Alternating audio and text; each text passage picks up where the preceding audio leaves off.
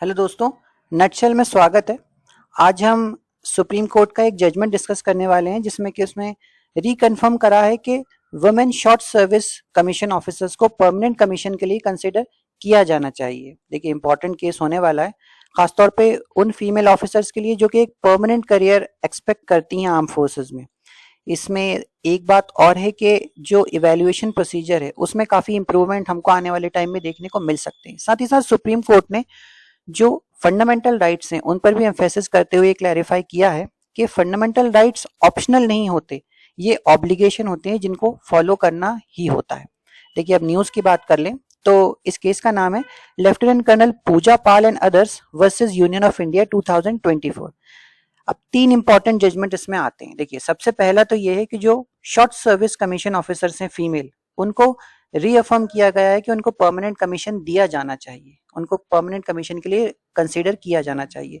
दूसरा important judgement है कि अपनी एक्स्ट्रा ऑर्डिनरी पावर का यूज करके सुप्रीम कोर्ट ने अंडर आर्टिकल 142 जो भी ऑफिसर्स अब सर्विस को छोड़ चुके थे उनको pensionary benefit as a one time measure जो है ग्रांट किया है। तीसरी बात है, जो बिल्कुल मेन बात है, वो ये कि जो इवैल्यूएशन प्रोसीजर है आर्मी का, जिससे कि शॉर्ट से परमानेंट कमीशन में जाते हैं, उस प्रोसीजर में कितनी मिस्टेक्स हैं ये सुप्रीम कोर्ट ने पॉइंट आउट किया। देखिए, मैं बार बार कह रहा हूं कि रिकन्फर्म करा गया, इसलिए बोल रहा हूं क्योंकि कई न्यूज आर्टिकल्स में ऐसी पढ़ के कंफ्यूजन होती है कि permanent commission short service commission officers को जो फीमेल्स हैं इसी केस से आया। ऐसा कुछ नहीं है, 2020 से ये रूल चला आ रहा है और ऐसा भी नहीं है कि आप शॉर्ट सर्विस में कोई भी फीमेल जाएगी इस केस के बाद तो उसको परमानेंट कमीशन में डायरेक्टली ले लिया जाएगा, ऐसा कुछ भी नहीं है। एक इवैल्यूएशन प्रोसीजर होता है, अभी हम देखेंगे क्या होता है वो, तो उसमें हमको समझ में आएगा। और इसमें बस जो एप्लीकेंट्स इस केस में उनको कुछ स्पेसिफिक क्राइटेरिया को एग्जामिन करते हुए सुप्रीम कोर्ट ने परमानेंट कमीशन ग्रांट किया है। देखिए, इसमें इंपॉर्टेंट कुछ आर्टिकल्स भी इन्वॉल्व हैं जिनको मैं मेंशन कर दूं। एक तो आपका आर्टिकल 142 आ जाता है जिसमें सुप्रीम कोर्ट की एक्स्ट्रा ऑर्डिनरी पावर है टू डिलीवर कंप्लीट जस्टिस। दूसरा आर्टिकल 14 आ जाता है जो राइट टू इक्वालिटी की बात करता है। तीसरा आपका आर्टिकल 16 आ जाता है जो कि पब्लिक एम्प्लॉयमेंट के मैटर्स में इक्वालिटी की बात करता है। ठीक है, अब देखिए, केस को का बैकग्राउंड समझने के लिए हमको थोड़ा सा आर्मी का स्ट्रक्चर समझना पड़ेगा पहले तो। देखिए, आर्म फोर्सेस में मेनली दो टाइप के ऑफिसर्स आपको मिलेंगे। एक तो मिलेंगे आपके परमानेंट ऑफिसर्स या परमानेंट कमीशन जिन्हें बोलते हैं। ठीक है, ये करियर ऑफिसर्स भी कहे जाते हैं और इनमें जैग वगैरह आ जाते हैं, जैसे जज एडवोकेट जनरल, ये सुपरनोएशन तक यानी कि रिटायरमेंट तक काम करते हैं। ठीक है, दूसरे होते हैं आपके शॉर्ट सर्विस कमीशन ऑफिसर्स, इनको सपोर्ट काडर भी कहा जाता है। 5 साल के लिए पहले अपॉइंट होते थे, अब 14 साल के लिए होने लगे हैं और वैसे तो ये 14 साल से ज्यादा भी काम इनका हो जाता है कुछ कुछ केसेस में। देखिए, शुरुआत में क्या होता था कि सिर्फ जो मेल्स होते हैं, जो आपके जितने भी मेल्स होते हैं, उन्हीं को आर्म फोर्सेस में इन दोनों पोजीशन पे रखा जाता था। ऐसा पहली बार 1992 में हुआ कि फीमेल्स को भी शॉर्ट सर्विस कमीशन में इंडक्ट किया गया। देखिए, क्या होता है आर्मी में कि शॉर्ट सर्विस कमीशन से परमानेंट में जाने के लिए एक इवैल्यूएशन मेथड होता है, एक प्रोसीजर होता है आर्मी का, आर्म फोर्सेस का, जो कि फॉलो करना पड़ता है यहाँ पर, जिसके बाद ही आपको परमानेंट कमीशन में लिया जाता है। अब एक बार उन रूल्स को हम देख लें कि क्या रूल्स हैं, किस तरह से शॉर्ट से परमानेंट में जाते हैं। तो देखिए, ये पॉलिसी ऑफ 1991 और 2012 से गवर्न होता है। इसमें 3 इंपॉर्टेंट पॉइंट्स हैं जो हमको समझना है। 3 इंपॉर्टेंट रूल्स हैं क्वालिफाइंग करने के लिए आपको शॉर्ट से परमानेंट में जाने के लिए। पहला तो है 60% का रूल्स, मतलब कि जो 100% मार्क्स हैं उनमें से मिनिमम 60% तो आपको लेके आना है, तभी आपको कंसिडर किया जाएगा। याद रखिए, कंसिडर किया जाएगा, ग्रांट कर दिया जाएगा, ऐसा मैं नहीं बोल रहा। दूसरी चीज है 95+5 का रूल, यानी कि देखिए, ये जो रूल है ये बेसिकली आपको सिर्फ ये बताता है कि किस किस पोर्शन के कितने मार्क्स हैं। अभी हम इसको नेक्स्ट स्लाइड में डिस्कस करेंगे। और तीसरी बात है आपका 250 वैकेंसी का गैप, ये 1991 में आया था और ये अभी तक तो चला आ ही रहा था। और 250 वैकेंसी गैप का मतलब है किसी भी पर्टिकुलर ईयर में सिर्फ 250 कैंडिडेट्स होंगे जिनको के परमानेंट कमीशन में लिया जाएगा। ठीक है, अब ये 95, अब ये डिस्ट्रीब्यूशन ऑफ मार्क्स की जो स्कीम है, यानी कि 95+5 का जो रूल है, इसको थोड़ा सा देख लें हम। देखिए, 95+5 में क्या होता है कि 95 तो जो आपके मार्क्स हैं ये कैंडिडेट पे डिपेंड करते हैं और 5% जो है सब्जेक्टिव मार्क्स हैं ये बोर्ड पर डिपेंड करते हैं। तो सबसे पहले तो देखें तो 75 मार्क्स जो होते हैं इसमें आउट ऑफ 95 आपके ACR के होते हैं, यानी कि एनुअल कॉन्फिडेंशियल रिपोर्ट के होते हैं। इसमें से 10 मार्क्स आपके होते हैं, आपके सारे जो कोर्सेज आप कंप्लीट करते हो उसका एक एवरेज निकाला जाता है, उसमें जो मार्क्स आते हैं और उसके बेसिस पे वो 10 नंबर आपको दिए जाते हैं। 5 मार्क्स आपके स्पोर्ट्स एक्टिविटीज के होते हैं, 5 मार्क्स आपके ऑनर्स के होते हैं और ये 95 हो गए, और बचा ये जो +5 है ये आपके सब्जेक्टिव मार्क्स होते हैं जो बोर्ड आपको देता है। तो इस तरह से मार्क्स का डिस्ट्रीब्यूशन किया जाता है। अब देखिए बैकग्राउंड ये मैं आपको ऑलरेडी समझा चुका हूं, पीछे की 2 स्लाइड्स में हमने यही पढ़ा है। जिसको थियोरेटिकली इसको पढ़ना है वो यहाँ पर पढ़ सकता है, वही बात लिखी है जो मैंने अभी पहले आपको 2 स्लाइड्स में बताई है। ठीक है, मैं लीगल बैटल पे आता हूँ सीधा कि लीगल बैटल कब से स्टार्ट होती है। देखिए मैंने आपको बताया कि 1992 में पहली बार शॉर्ट सर्विस कमीशन में फीमेल्स को इंडक्ट किया गया, लेकिन देखिए वहीं से इनको क्लियर कर दिया गया था कि आपको कभी भी परमानेंट कमीशन नहीं दिया जाएगा। देखिए अब यहाँ पर इनइक्वालिटी हमको देखने को मिल रही है, तो 2010 में इसके खिलाफ बबीता पुनिया का एक केस आता है। इसमें दिल्ली हाई कोर्ट ये बोलता है कि फीमेल ऑफिसर्स को भी कंसीडर किया जाना चाहिए परमानेंट कमीशन के लिए, यानी कि इवैल्यूएशन प्रोसीजर में उनको भी शामिल किया जाना चाहिए। इसके खिलाफ डिफेंस मिनिस्ट्री ने अपील करी और ये केस सुप्रीम कोर्ट में गया। सुप्रीम कोर्ट ने फाइनली 2020 में ये कंफर्म कर दिया कि ये बिल्कुल सही है दिल्ली हाई कोर्ट का डिसीजन, जिसमें कि सारी फीमेल ऑफिसर्स को कंसीडर किया जाना चाहिए परमानेंट कमीशन के लिए। उसके बाद 2021 में नितिशा का एक जजमेंट आता है जिसमें इनका एक स्पेसिफिक बैच था जिन्होंने बहुत लंबे समय तक सर्विस करी थी और इनको सुप्रीम कोर्ट ने बोला था कि बेस्ड ऑन बबीता पुनियास केस इनको भी परमानेंट कमीशन ग्रांट किया जाना चाहिए, सब्जेक्ट टू कि ये 60% के जो रूल्स अभी हमने फॉलो देखे हैं पहले इससे पिछले वाली स्लाइड्स में, वो ये फुलफिल करती हैं।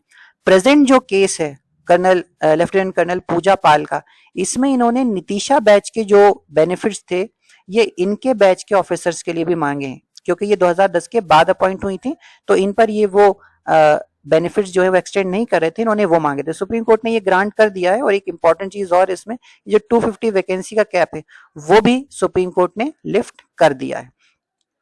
अब देखिए सुप्रीम कोर्ट ने यहाँ पर इवैल्यूएशन प्रोसीजर को काफी इसकी मिस्टेक्स बताई हैं और इस मिस्टेक्स में सुप्रीम कोर्ट ने बहुत सारी चीजों को क्लैरिफाई करा है, जिसमें काफी मेटाफर्स का यूज किया है सुप्रीम कोर्ट ने। साथ ही साथ कई सारे डॉक्ट्रिन्स को भी डिस्कस किया, जिसको कि हम छोटा सा पॉइंट्स में डिस्कस कर लें, जिससे हमको अंडरस्टैंडिंग बनेगी और हमारे एग्जाम्स वगैरह के लिए भी इंपॉर्टेंट हो जाता है। देखिए सबसे पहला तो ACR सिस्टम पर सुप्रीम कोर्ट ने सवाल उठाया है। सुप्रीम कोर्ट ने ये बोला है कि मैक्सिमम मार्क्स जो एक मेजर पोर्शन है 75 मार्क्स ACR रिपोर्ट के आते हैं, जो मैंने अभी बताया एनुअल कॉन्फिडेंशियल रिपोर्ट के। अब ये जाहिर सी बात है कि 2020 तक तो ऐसा कुछ रूल ही नहीं था कि फीमेल ऑफिसर्स को परमानेंट कमीशन दिया जाएगा, तो ये बहुत नॉर्मल है कि जो भी ACR रिपोर्ट्स बनी होंगी उनको इस तरह से इवेल्युएट किया ही नहीं गया होगा, ना ही बनाया गया होगा कि परमानेंट कमीशन फीमेल्स को दिया जाए। अब आर्म फोर्सेस का एक इस पे डिफेंस आता है, उन्होंने बोला था कि यहाँ पर जो बोर्ड इन मार्क्स को देता है वो बोर्ड को ये नहीं पता होता कि मतलब एनोनिमस होता है, उस बोर्ड को ये नहीं पता होता कि किस ऑफिसर को हम दे रहे हैं, मेल है फीमेल है। सुप्रीम कोर्ट ने यहाँ पर एक मेटाफर का यूज करते हुए जवाब दिया। सुप्रीम कोर्ट ने कहा कि it is like adjusting the lens of a camera to alter the quality of an image captured much earlier. मतलब आप एक ऐसी इमेज के लिए अपने कैमरे का जो है लेंस एडजस्ट कर रहे हैं जो कि बहुत पहले ही ली जा चुकी है। मतलब कि देखिए क्या होता है कि जो ऑफिसर्स होते हैं, इमीडिएट सीनियर ऑफिसर्स होते हैं, वही इसको इवेल्युएट करते हैं सबसे पहले, जो ACR रिपोर्ट्स होती हैं कैंडिडेट्स की, और उसी को फिर ऊपर बोर्ड के पास भेजा जाता है। देखिए बोर्ड के लिए बहुत ईजी है ये समझने के लिए कि किस कैंडिडेट के पास से कौन सी रिपोर्ट आ रही है। तो ये सिस्टम जो है काफी ब्रोकन है और काफी इसमें मिस्टेक्स हैं जो ACR का सिस्टम है। दूसरी चीज, सुप्रीम कोर्ट ने कहा कि कई सारे ऐसे कोर्सेज हैं ट्रेनिंग के और कई सारी ऐसी चीजें हैं जिनसे फीमेल्स को एक्सक्लूड किया जाता है, जैसे जूनियर कमांड कोर्सेज हुए, क्राइटेरिया अपॉइंटमेंट्स हुए। ठीक है, अब आर्म फोर्सेस का ये कहना था कि 95% जो मार्क्स दिए जाते हैं इसमें कोई भी मार्क्स जो है इन कोर्सेज के नहीं होते, तो इससे कोई फर्क नहीं पड़ता कि फीमेल ऑफिसर्स ये कोर्स करें या ना करें। पर यहाँ पर सीधा सुप्रीम कोर्ट ने ये क्लियर करा कि जब मेल कैंडिडेट्स जो है इन कोर्सेज को करते हैं तो जो +5% वाले वैल्यू एडिशन के मार्क्स हैं, सब्जेक्टिव मार्क्स हैं, उसमें वो हायर स्कोर कर जाते हैं as compare to the female candidate. तो जाहिर सी बात है ये डिसएडवांटेजेस हो जाता है, और ये देखा गया कि कई बार 0.5 मार्क्स से भी फीमेल कैंडिडेट रुक जाती है परमानेंट कमीशन के लिए। तो ये बहुत इंपॉर्टेंट हो जाता है कि यहाँ पर इनको इक्वल अपॉर्चुनिटी मिले। तो इस तरह से एक इनविजिबल ट्रेनिंग गैप पर भी सुप्रीम कोर्ट ने क्वेश्चंस उठाए। तीसरी बात थी कि जो 250 का जो कैप लेकर आए हैं, ये देखिए सुप्रीम कोर्ट ने पॉइंट आउट किया कि ऐसे कई एविडेंस मिलते हैं पास्ट में जहां पर आर्मी ने अपना ये जो कैप है इसे ब्रीच करा है 2002, 3, 4, 5, 6, 9, 10, 11, 12। ठीक है, इसमें रीजंस भी दिए हैं आर्म फोर्सेस ने, जैसे कि कारगिल वॉर, ऑपरेशन पराक्रम, पास्ट पॉलिसी वगैरह। तो सुप्रीम कोर्ट ने ये कहा कि ये जो आपका 250 का कैप है ये कोई सैक्रोसेंट कैप नहीं है कि इसे ब्रेक किया ही नहीं जा सकता, खासतौर पे तब जब आपको कॉन्स्टिट्यूशनल इनइक्वालिटी को हटाना है यहाँ पर। तो इसलिए यहाँ पर जो 250 का कैप है ये बिल्कुल सैक्रोसेंट नहीं है, इसको हटाया जा सकता है और इस केस में लिफ्ट किया भी गया है। चौथा था द मैथ बैटल, यानी कि वैकेंसी किस तरह से कैलकुलेट की जाती है। देखिए इसमें जो एप्लीकेंट्स थे उनका ये आर्ग्यूमेंट था कि जो 250 वैकेंसीज के लिए कंपटीशन होता है ये हर ईयर में अपॉइंट होने, जैसे कि 2010 में कितने भी ऑफिसर्स अपॉइंट हुए तो हर ऑफिसर्स पे इक्वली उन 250 के लिए compete करना चाहिए। मगर यहाँ पर आर्म फोर्सेस का ये कहना था कि पॉलिसी में क्लियरली लिखा है कि बोर्ड सेलेक्ट करता है कि किन किन ऑफिसर्स compete करेंगे इन 250 पोस्ट के लिए। सुप्रीम कोर्ट ने यहाँ पर आर्म फोर्सेस का जो लॉजिक था उसको समझा और उसी को वैलिड माना। सुप्रीम कोर्ट ने क्लैरिफाई किया कि यहाँ पर 250 पर ईयर लिखा है पॉलिसी में, ना कि ये लिखा है कि पर ईयर ऑफ कमीशनिंग। तो यहाँ पर आर्म फोर्सेस का जो लॉजिक था वो बिल्कुल लीगल और वैलिड था, तो यहाँ पर उनके पॉइंट को अपहेल्ड किया गया।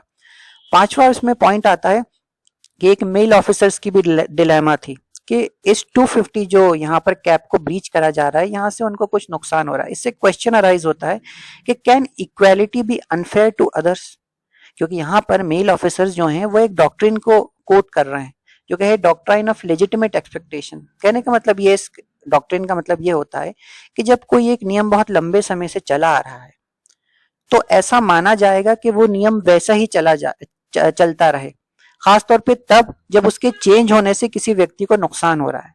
यहां पर देखा जाए तो जो 250 कैप का जो प्रोविजन दिया गया है इससे क्या होता है कि जो मेल ऑफिसर्स हैं उनको शॉर्ट सर्विस कमीशन में जो मेल ऑफिसर्स हैं उनको मेल ऑफिसर्स के अगेंस्ट ही compete करना पड़ता है। मगर अगर ये कैप ब्रीच कर दिया गया है 250 का,